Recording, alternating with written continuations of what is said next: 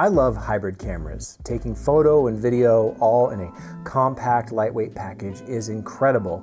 And I've been filming this way for probably over 10, 15 years now. I don't know, it's hard to say and hard to keep track of. And while the size is beneficial, it's not the main focus, although it's sort of related to what I like about it. And it's the fact that I can shoot everything handheld. Now, that's kind of obvious. That's how photographers have always been taking pictures, is handheld. But when you think of traditional video and broadcast and cinema, you think of these bigger rigs. Yes, they're heavier, they're more expensive and all that, but it tends to be that almost all of it is filmed from the shoulder, kind of here, and that's a nice way to support all that weight. But the moment I embraced hybrid shooting, it really unlocked this extra layer of versatility and flexibility in that I can film everything handheld, and that allows me to do things I can't do and people can't do when they're filming on their shoulder. First of all, when a camera's on your shoulder, your height and point of view is pretty much locked. Yeah, you can take a knee and you can move around a little bit, but when you're handheld, you can go up and down way easier than you can via your shoulder. It's just kind of intuitive. You can raise your hands a lot easier than you can do a squat. And when the camera's small and compact, it makes it really easy to hold it that way. So you can get really low angles, really high angles, all from this kind of handheld device that you just can't do as easily when it's on your shoulder.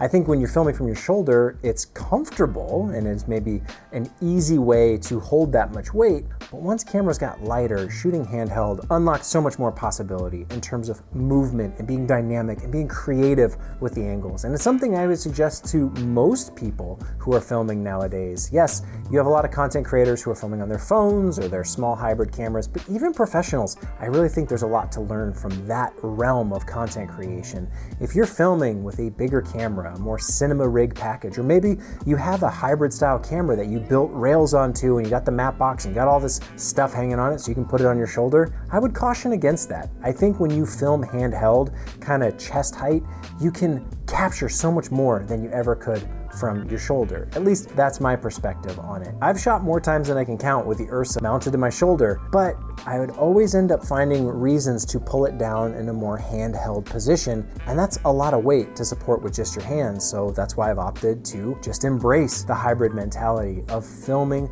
with these small, lightweight mirrorless cameras. So whether that's Lumix, or Sony, or Canon, or Nikon, it doesn't really matter, they all allow you to do the same thing.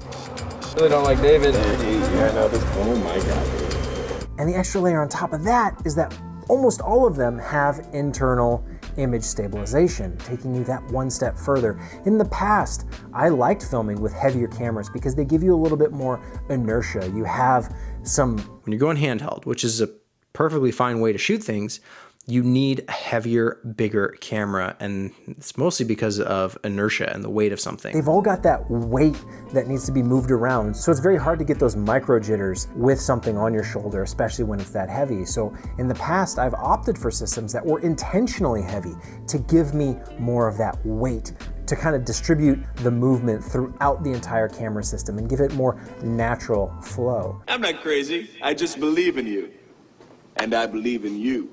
Call and order now. Now that all these hybrid cameras, these small, lightweight, super compact cameras that used to be plagued by micro jitters, now they have the image stabilization, which takes that all away.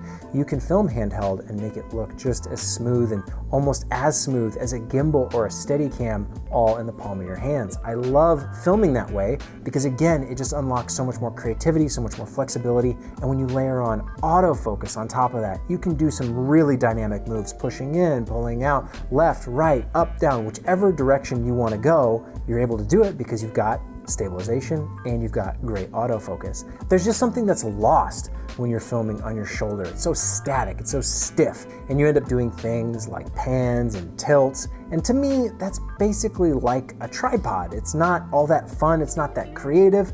You can add movement with panning and tilting, but really, is that what's most interesting to look at? No, I think more interesting shots are slider shots or jib shots. Those types of things you can do now handheld in a camera that weighs only a couple pounds, and you're easily able to lift it above your head, down low, to the side. You can do all of it very, very stable. So while I do recommend rigging out your camera, I think there's a lot of benefits to that. For one, the most important thing is probably just seeing what you're doing. Having a monitor is very, very helpful when you're recording video. Not as much so when you're taking photos, but as a content creation rig, I think a monitor is very helpful. It gives you a lot of features you might not have with the built-in LCD. It just reassures you that what you're filming is what you want, it's in focus, it's exposed properly, and a monitor makes that all possible. The other benefit to rigging out your camera is that it's more impressive to look at.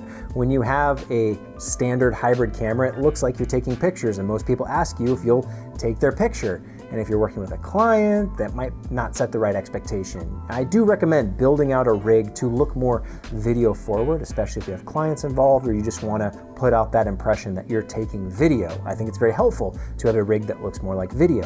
But I would caution against building a full, complete rig that ends up on your shoulder or just locked to a tripod. There is a point of diminishing returns where you're adding so much weight that you then need to hold it on your shoulder for it to be comfortable, or you need some kind of easy rig and that's just more gear to bring with you. It's just all the waste and bloat and excess, just adding more and more and more to make things bigger and bigger and bigger, when at the end of the day, technology has done the opposite. It's shrunk things very, very small. A camera sensor and a battery and a display is kind of all you need. Some of these full frame cameras are so compact. Use that to your advantage. Rely on the internal stabilization.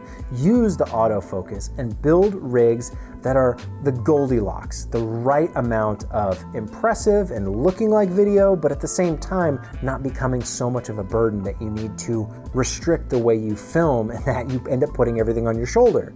It's certainly an easy way to film, but I find it so limiting. I just love the handheld look. I've been able to get rid of my gimbal, I got rid of my slider, got rid of my jib. I don't need any of that stuff, and I can do it all with my own two hands. So many of the choices we make, equipment that we buy, we do for various reasons, because it's the best image quality or it's the latest and greatest technology. But think of it as a holistic package.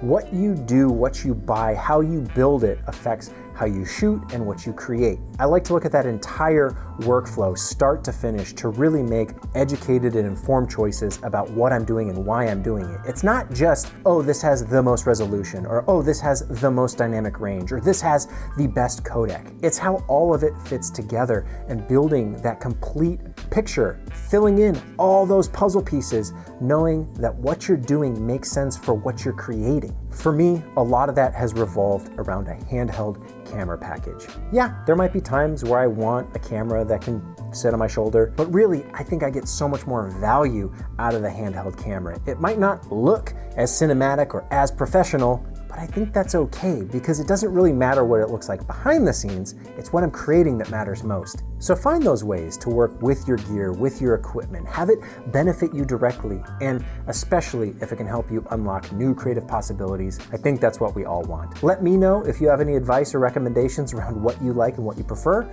Leave it in the comments.